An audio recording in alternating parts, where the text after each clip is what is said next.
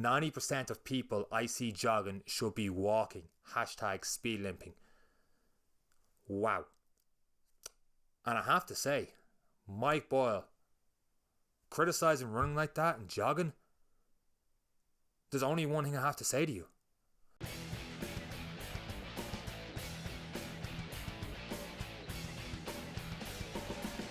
Hey guys, Coach Sean here, and today we are going to be talking about running. Should you be running? Should you not be running? What has brought this conversation up? Well, I was scrolling through Twitter there yesterday, going through it, and I seen a very interesting tweet from Mike Boyle, and that tweet said 90% of people I see jogging should be walking. Hashtag speed limping. I love the hashtag speed limping on that one. But let's talk about this for a second, because he got a ton of backlash on that. And before I talk about it, actually, let's go back to who the hell is Mike Boyle? Well, Mike Boyle is a strength conditioning specialist over in, I think it's Massachusetts. I want to say, obviously we're here in Massachusetts, I think of Boston, but I don't think it's in Boston. Somewhere in Massachusetts he is. And I've actually, since I've gone to strength conditions, he is someone that I've been looking up, that I look up to in terms of, I have one of my very first strength conditioning books was one of his functional strength books. And anything I see on his Instagram, his Twitter, I'm always looking into it. It's very interesting when he talks about burpees, and I feel like I'm in that, I have that like Michael Jackson meme where he's eating the popcorn, or like Big E from WWE eating the popcorn, ready to go. Look at the comments to see people coming at him on why he should do burpees and stuff like that. But the exact same reaction happened on this one on Twitter, where he said, and I'll just quote it one more time, 90% of people I see jogging should be walking. Hashtag speed limping. So before I answer my thoughts on this tweet, let me give you a little bit of background for people who are just seeing me do this video for the very first time. So for the last 8-9 months, I have run a podcast called Any Given Run Day. I have ran 3 marathons before. I'm currently training for my 4th marathon. At the end of October, virtual marathon, obviously, because we can't do marathons at the moment with COVID and everything else going on. So I run. Until recently, I wouldn't have called myself a runner. I would have said I was more strength conditioning, definitely more gym based. But the more I've ran, especially during COVID, I feel like it definitely helped me out. It was kind of like a therapy for me to get out there, get running, staying within when we had that 2k radius over here, and then the 5k radius and all the rest. And I felt like when I wasn't running, I was more groggy, and just mentally it helped me out. Come out there, clear my thoughts, and it was great to do that and complement it with the gym. So all that being said, I read this tweet. Once again, 90% of people I see jogging should be walking. Hashtag speed limping. Wow. And I have to say, Mike Boyle, criticising running like that and jogging, there's only one thing I have to say to you. You're right. You're exactly right. Unfortunately, I used to live out, near the Phoenix Park. Now, before I get into more context in this, I just want to explain that let's analyze what he's saying here. He's not saying whether you should run or jog. He's saying running or jogging and stuff like that from his perspective and what he is seeing. And when I lived near the Phoenix Park and I see people running, I'm going, oh, they're just all over the place and running. They're running too, they're taking too big of steps. They're hunched over too much. They seem to be going side to side this way. The hips are sagging side to side, and it looks like an injury waiting to happen for a lot of people. Would I say 90%? Probably not from what I've seen, but that doesn't mean it's not true or is true or whatever. But there's definitely a lot of people that I would see running that would have poor form when they're running. And let's look at his point of view in terms of injury. So like he was saying, one of the tweets he was answering back to, because he got a ton of backlash on it, and one of them he was answering back to was basically, he pulled up a scientific review where it said running generates 4 times more force as walking. And if you think about it like a scales, and obviously 80% of the time I don't recommend people using scales, but there is a time and place for them. Completely different subject matter on that one. But anyway, when you do the old scales where it has the needle goes across, when you first just even step onto it, you'll see the needle shoot up and then right back down again from that initial force of bring yourself up in the scale. Like, it won't just raise to whatever weight you are. It will shoot well past that and then come back to it. That's stepping up onto it. Now you imagine running, the more force you had and you're thud onto that scales, it's going to shoot right up. And according to this scientific study, it was 4 times the amount. And going back to the gym on this one, talking about strength conditioning background and talking about when we had our reopening the gym, June 29th, still embedded in our head over here in Ireland when we had that reopening. and talking to people who ran more, there was definitely more injuries. People picked up running too quickly. They ran too far, too fast. I heard about, stress factors, hamstring injuries, quad injuries, strains, all the rest, and it was attributed to running. So it definitely causes more injuries doing running, and there's definitely a high risk from doing running or jogging, and that's probably what led to him with the speed limping comment. So looking at that, he is 100% right in how he's looking at it. Does that mean I would tell you not to run? No. Hell no. And it sounds like I'm backtracking because, hey Sean, if running increased the risk of getting injured, should you run? And in me saying maybe that sounds like I'm stubborn, running for the sake of running.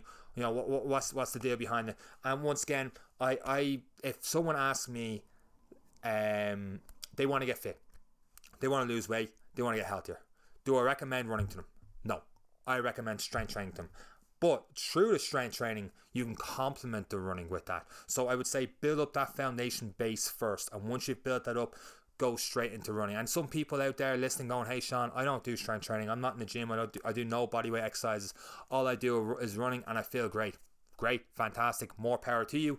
Keep doing that. Keep doing you. But that's not everyone. And a lot of people do get injured. Hell, I get injured doing running. I talked about the intro to a podcast there about the fact that I hadn't ran 8-9 weeks, and my mistake. There was a lot of hills and stuff where I am. So throughout COVID and all the rest, I was doing a hell of a lot more hill running than I should have. Messed up my Achilles, went for a 5k PB, messed up even more after I got the 5k PB, but messed myself up, couldn't run for 8-9 weeks afterwards. I really thought it was going to be a lot shorter, to be honest, because it was just like an annoying strain. But my point being is, I was injured doing running, and I was more likely to get injured doing running than I was in the gym, or I feel like I am more likely, because I've had a fair few running injuries. I've talked before about having injuries, calf injuries, not too much hamstring and running, but calf and Achilles have been the main two. Issues with my lower back as well. But going back to my point, if you enjoy running, if you love running, great, keep running. And I don't think that's what this tweet is saying. I don't think it's judging running in that respect. It's just saying, not putting words in his mouth, but I'm just reading it again, and it's like, there are issues there from people running, and you're increasing the risk for that when you do run, and I think you need to acknowledge that.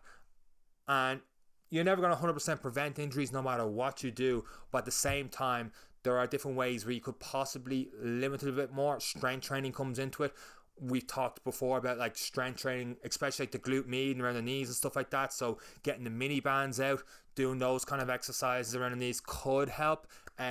Single leg exercises, split squats, reverse lunges, single leg squats, even single leg RDLs, that kind of thing. Just strengthening up the muscles there might help reduce the chance of getting injured. And if it might help, then why not do that? So there's risks in everything. I mean, like if you look back at Mike Boyle, there's risks in strength training. He'd be talking about Olympic lifting, but he doesn't go straight into Olympic lifting. He builds up. He might do some sort of front squat and stuff before he starts doing, clean and presses and all the rest, or maybe just, different overhead variations, and make sure people can do that overhead variation before going into it. So the same with running. Build yourself up into the long runs. It's not as simple as just throwing on your runners and away you go, even though it can feel that simple. And at times you will get away with it, but there will be that one time, and it will catch up with you, where you don't get away with it. So it's up to you to find out the risk, reward, and if you enjoy running. For me, running is my therapy. Like I said, helped me out big time through COVID. I've ran 3 marathons. The first one absolutely hated. Second one a little bit better. Third time I've made it into an experience. And now the fourth one, the virtual marathon coming up, I'm building it up as a kind of like a family event. I'm going to talk that a little bit more later in the podcast, because it's going to be very tough to run a full marathon without having people there watching, cheering on. And those that have done the Dublin Marathon or even watched it in person will realise the atmosphere there is just electric. It is so cool that like it just spurs you on to keep going, whereas this year is going to be literally no one. So I think people are going to have to be clever and find ways to push themselves through it. Like we talked before on this podcast, I talked about and through the Any Given Run Day podcast, talked about Owen Murphy. He did his laps of his estate. How many? 129 laps of his estate, and he people and stuff cheering him on. So, and that was for charity, raising €14,000 for Childline. If people do stuff like that, it could work. it could be a way of doing it. I'm getting well away from my point in this. I went a little tangent with marathons there, but my overall point being, I love doing them, and I know that I increase the risk of getting injured by running. And it sounds stubborn to keep doing it, but if you love doing it, there's always going to be risks no matter what you do. Otherwise, if you played it safe at absolutely everything, you would get absolutely nowhere, and you wouldn't be happy, you wouldn't be fulfilled. So, and I can't believe I'm saying this, you know, the trials and tribulations of leading up to the big day doing a marathon, the setbacks with the injuries, I love it all for that feeling you get when you cross the finish line, when you finish a marathon. And I'm not saying you should do a marathon. In fact, if I was your personal trainer and you said, hey Sean, should I do a marathon? I was half thinking about it, nah, don't know. I'd be like, no. Why do you want to do a marathon? And unless your reason for doing a marathon is strong, then I wouldn't recommend doing it. I think even people doing 5K, 10Ks could be a limit. But if you've always wanted to do a marathon, then by all means, knock yourself out, go for it. So I don't think that his tweet took personal preference or anything like that into account. I don't think it was meant to take personal preference into account. I think it was just his own coaching observation of when he sees people run, going, there's better ways of doing this. You'd be better off speed walking, or a limited chance of getting injury. And as a coach, I suppose the first thing you look out for is to keep people safe, get people healthy first, and then everything else follows suit from there. I mean, so if he had a client that he saw running, I don't think he recommends running at all, to be honest, because I've seen some of the stuff before. I think if he saw someone running and he was like, ooh, you don't look good running, and you're increasing the chance of risk of injury, don't do it, and he pulled him back. Now, he does love sprints because that's just a 10-second, you know, whatever it is, all-out sprint, working on the mechanics of sprinting and all the rest, but I'm sure he doesn't get people to run or sprint straight away. He builds up into it. I think that's the key. It's building up into it. If you want to run, have a strong reason for why you want to run, instead of just, I'm going to put on my runners, do a bit of cardio and lose weight. I think that's a terrible, terrible, terrible reason, because there are other ways, there are better ways, and if you want to lose weight, it all comes down to more so calories in, calories out, but you also have to train, exercise to get that balance. You don't have to train exercise, but you should train an exercise to get that balance. Bottom line is, when it comes to running, if you enjoy it, do it. If not, don't. But find what works for you when you are training, whether that's running, whether that's, I was going to say CrossFit. I'll say CrossFit because some people, they have the ability, they have the strength, they can do CrossFit, great. As long as you're safe while doing that, as long as you're safe while doing strength training, yoga, whatever it is, you do you. Find out what works for you. Stay healthy, stay fit, and keep training. And that's pretty much it on the running. Now, that wasn't a hard video to get through now, was it? I hope you guys got some value out of the video. If you did, please leave a thumbs up and subscribe to the Coach Sean channel, which is somewhere here. Hit that button, subscribe to the Coach Sean channel, leave a thumbs up. There should be a couple of other videos around here for you guys to check out. And that's all from me, Coach Sean.